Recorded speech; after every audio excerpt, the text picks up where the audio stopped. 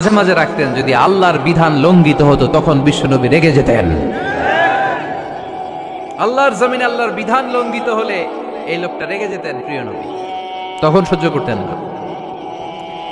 এক সাহাবী এসে বললেন, ইয়া রাসূলুল্লাহ, এমন ইমাম পাঠিয়েছেন আমাদের এলাকায়, বড় বড় সূরা দিয়ে নামাজ পড়ায়, এত বড় সূরা দিয়ে পড়ে, তার পিছনে দাঁড়িয়ে থাকার ক্ষমতা আমার নাই। এই কথা শুনে বিশ্বনবী রেগে গেলেন, কারণ ইসলামের বিধান এখানে লঙ্ঘিত হচ্ছে, ঠিক কিনা?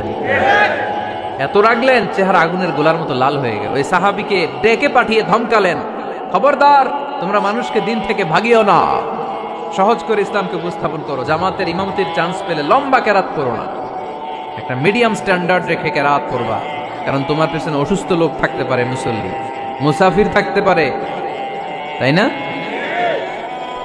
আবার মদিনাতে বনু মাখজুমিয়া গোত্রের এক নারী চুরিতে ধরা পড়ল। কিসে? চুরির বিধান কি? السارق والسارقة فاقطعوا أيديهما جزاء بما كسبا نكالا من الله والله عزيز حكيم। চোর বা চুন্নি দামি কোনো জিনিস যদি চুরি করে নেয় তাহলে তার হাত কেটে দাও। If anyone steal something precious from the society, the government should cut down his right hand. Government কাটবে, আপনি কাটেন না। আবার মুরগি একটা চুরি করছে, দইরা রামদা দিয়ে এক কোপ, এরকম করা যাবে না, ওটা গভর্নমেন্ট করবে। তো রাসূল সাল্লাল্লাহু আলাইহি ওয়াসাল্লাম ছিলেন চিফ অফ দা গভর্নমেন্ট, রাসূল সাল্লাল্লাহু আলাইহি ওয়াসাল্লাম ডান হাত কেটে দিবে। কিন্তু যেই মেয়েটা চুরি করছে, এলাকার খুব সম্ভ্রান্ত বংশের মেয়ে, অনেক সময় হয় না, এমপির মেয়ে, চেয়ারম্যানের মেয়ে, বড় বিজনেস ম্যাগনেটের মেয়ে, ছেলে অন্যায় করে ফেলছে একটা, আছে না নাই?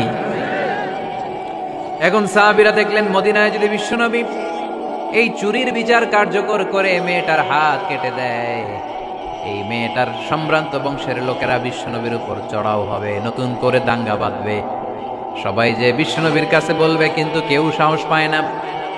উসামা বিন যায়েদ বিশ্বনবীর ভালোবাসা বড়ই পছন্দ করতেন বিশ্বনবী। সাইয়েদনা উসামা বিন যায়েদ রাদিয়াল্লাহু তাআলা আনহুকে সবাই বললেন, উসামা তুমি যাও, তোমারে বিশ্বনবী বড্ড ভালোবাসে, তুমি বললে তোমার কথা নবী ফিরাবে না। সাইয়েদনা উসামা যে বললেন, ইয়া রাসূলুল্লাহ, সবাই মিলে আমারে পাঠিয়েছে যেন আমি সুপারিশ করি, যদিও বনু মাখজুমিয়া গোত্রের মেয়েটা চুরিতে ধরা পড়েছে, মেয়েটা আসলেই চোর, চুরি করেছে, কিন্তু বড় একটা বিষয়কে খেয়াল করে নবী সবার সুপারিশের কারণে এই মেয়েটার হাত আপনি কেটে দিয়েন না। এই কথা বলার সাথে সাথে বিশ্বনবীর চেহারাটা আগুনের গোলার মতো লাল হয়ে গেল, খেপে গেলেন বিশ্বনবী, রেগে গেলেন, আর বললেন, এত বড় সাহস কোত্থেকে পেলে ওসামা? এটা তো আল্লাহর আইন, চোর চুরি করলে হাত কাটো, কার আইন? বাংলাদেশে যদি এই আইন চালু হয়, চোর খুঁজে পাওয়া যাবে? দেশের টাকা যারা চুরি করে এদেরকে পাওয়া যাবে? পেঁয়াজের দাম যারা বাড়ায় এদের খুঁজে পাওয়া যাবে? মজুদারদেরকে আর খুঁজে পাওয়া যাবে না, সব চোর মানুষ হয়ে যাবে, ঠিক কিনা?